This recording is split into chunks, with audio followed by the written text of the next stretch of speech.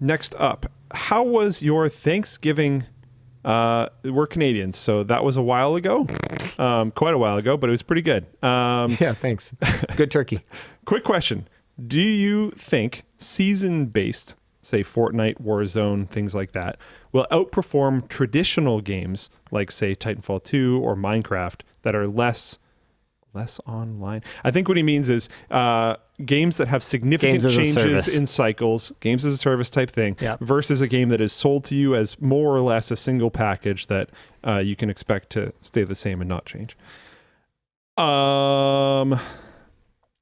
I mean, I think the market's kind of spoken. I think especially the games that are popular with the younger generation. They're season-based. There's a lot of games as a service going around right now, and as much as we may or may not like it personally, I don't think there's really anything that Luke or I can do to change any of that. The good news is that more traditional style game monetization strategies are still here. They're not going away. Baldur's Gate 3. I was just going to, they always get a shout out. Beat them. I was just going to say, like, some of the really banger games lately don't have that. Elden Ring, Baldur's Gate 3, really just killed it. Lots of people still playing those games. Really, really good sales throughout. People think very highly of the game, and they have very consumer-friendly monetization models. But I also feel like that's kind of like saying, like the traditional unique IP in the cinema is not dead. Look at Oppenheimer. But it's like, okay, but what about all... There are a lot of other examples. The other movies that have struggled. Wasn't there a topic, like, not even that long, maybe last week or the week before, where it was like some mount or something that they sold on the store for WoW made more money than all of StarCraft Wings of Liberty, which is the original release of the game. Oh, no. I think that's a thing. Mount for WoW makes more money than C2. Former Blizzard developer Jason Hall has claimed that a single microtransaction mount in World of Warcraft made more money than the full StarCraft 2 game, highlighting the profitability of microtransactions in gaming. Yeah, so the problem with all this stuff is that people keep buying it, and the whole vote with your wallet thing works both ways. It works in the way that most people use it, by, don't buy the thing that you think is bad, but it also works when you use your wallet. It works when you spend money, right? And positive reinforcement is a lot stronger than negative reinforcement. Yes. If you give them money for something once, even if you don't give them any money the second time they do it, or the third time they do it, or the fourth time they do it, they're going to keep doing it because they're going to know that on the 5th, the 6th, maybe we just got to tweak these colors here or play around with balance there. Eventually, you will give them money again. There's games where they will make microtransaction items for individuals. They don't even tell them about it, but they'll know there will be like some whale that like really likes, I don't know. Color purple. Sure. Yeah. Really likes purple plate swords. Armor. Sure. Whatever. Something. So they'll make like a pack for like effectively that person. Like there are companies that actually do that. And to be clear, guys, this is not conspiracy theory stuff. This is stuff Luke actually knows. Yes. And we are not talking about a $20 piece of armor for that person. We're talking like a $500 piece of armor. They'll put it on the person. store and everyone can buy it, but they know that one person will buy it. Or that 4 people. Yes. Those 4 are definitely going to buy it. So that justifies the art time that goes into developing this thing. Because some of these companies will have, that's just harpooning. Yeah, that's a thing. But they'll have analytics on their whales so that they know what colors they like, what themes they like, all this different type of stuff. What holidays they like, probably. That one I don't know, but that makes sense. I wouldn't be surprised. Yeah, so I don't know.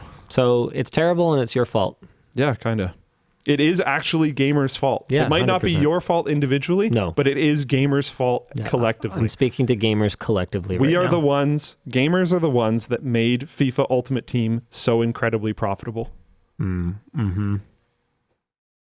And you can't undo that now.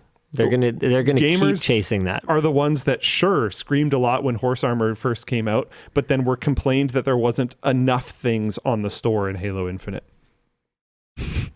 That blew my mind. When like the top posts on the subreddit for Halo Infinite for a while were like, why isn't there more things that I can buy? Like,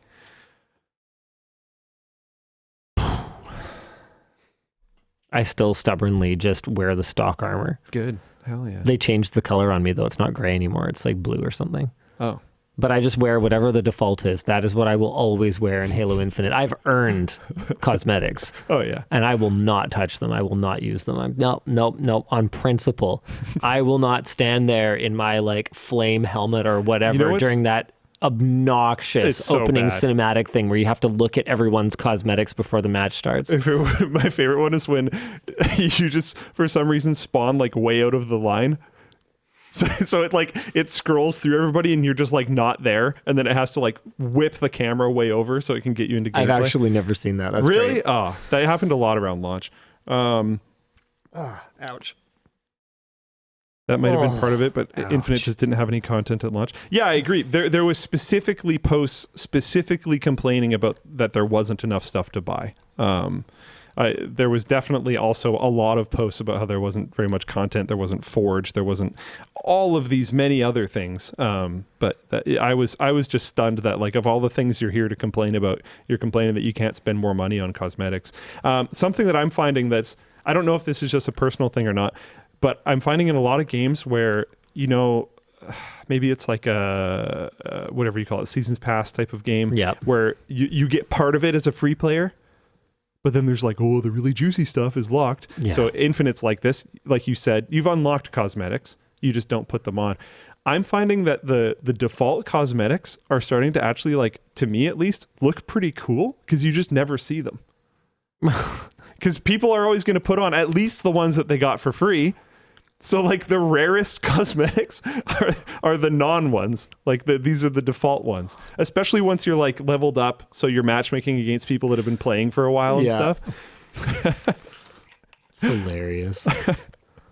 I was playing Counter-Strike the other day and I saw someone with the default skin USP, like the counter-terrorist starting pistol. Yeah. And I was like, wow, that looks pretty cool. I wonder like what that is. And then it ended up being the default skin one. I was like, oh, wow.